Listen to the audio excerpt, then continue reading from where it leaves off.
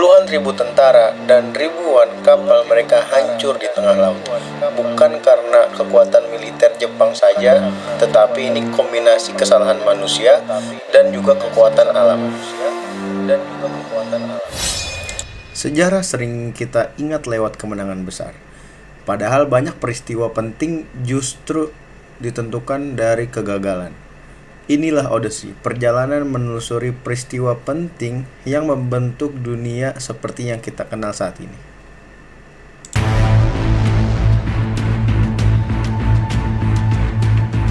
Pada pertengahan abad ke-13, Kekaisaran Mongol berada di puncak kekuasaannya.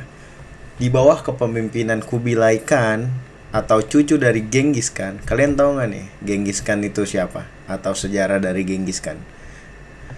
Mongol menguasai wilayah terluas dalam sejarah manusia, dari Asia Timur hingga Eropa Timur. Kota-kota besar runtuh satu persatu. Berbeda dengan kerajaan lain, Mongol bukan hanya kuat dalam jumlah, tetapi juga unggul dalam strategi, mobilitas, dan teknologi perang. Mereka menggunakan kavaleri cepat, koordinasi pasukan besar, dan juga senjata yang belum dikenal oleh banyak bangsa lain. Setelah China dan Korea ditaklukkan, perhatian Kubilai Khan tertuju pada sebuah wilayah kepulauan timur, yaitu Jepang. Bagi Khan, Jepang bukan sekedar target militer saja, tapi simbol dominasi. Kenapa bisa gitu? Jika Jepang tunduk, tidak ada lagi kekuatan yang bisa menantang Mongol di Asia Timur. Bisa dibilang Jepang ini mungkin yang terkuatnya di Asia. Namun Jepang menolak. Utusan Mongol dikirim membawa pesan diplomatik yang jelas, tunduk atau berperang. Jawaban Jepang itu singkat, padat, dan menjawab gitu.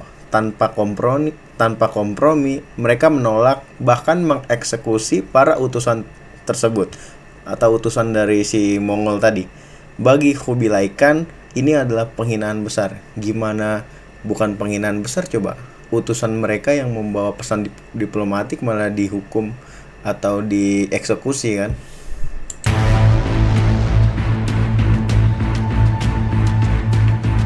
Pada tahun 1274, armada Mongol pertama bergerak menuju Jepang. Sekitar 900 kapal membawa puluhan ribu pasukan gabungan Mongol, Cina, dan Korea. Ingat ya, sekitar 900 kapal membawa puluhan ribu pasukan gabungan Mongol, Cina, dan Korea. Itu banyak banget ya. Saat mereka mendarat, Jepang terkejut. Gimana nggak terkejut coba? Membawa 900 kapal, membawa yang isinya tuh ribuan pasukan gabungan gitu.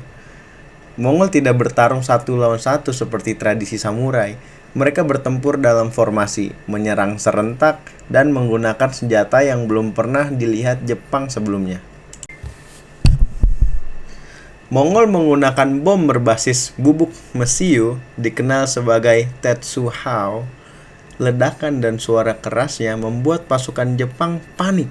Secara militer, Jepang itu terdesak. Gimana nggak panik? Dilemparin pakai bom, ya, langsung ada ledakan, suaranya keras.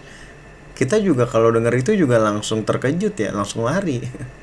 Namun invasi ini tidak berjalan lama. Cuaca berubah drastis, badai menghantam armada Mongol, banyak kapal rusak, dan pasukan terpaksa mundur. Invasi pertama gagal, bukan karena Jepang menang total, tapi karena kondisi alam dan keterbatasan logistik Mongol. Bisa dibilang di sini Jepang sangat diuntungkan karena kondisi alam waktu itu tidak memihak kepada Kekaisaran Mongol atau pasukan Mongol.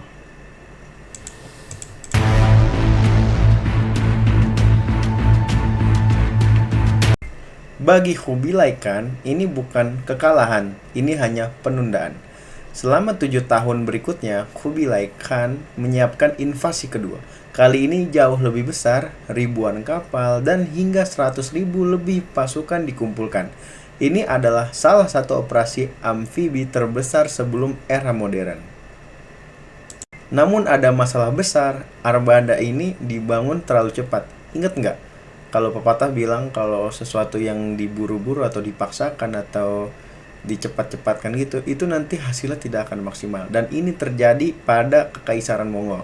Banyak kapal menggunakan kayu bekas, Sebagian besar memakai desain kapal sungai dengan dasar datar.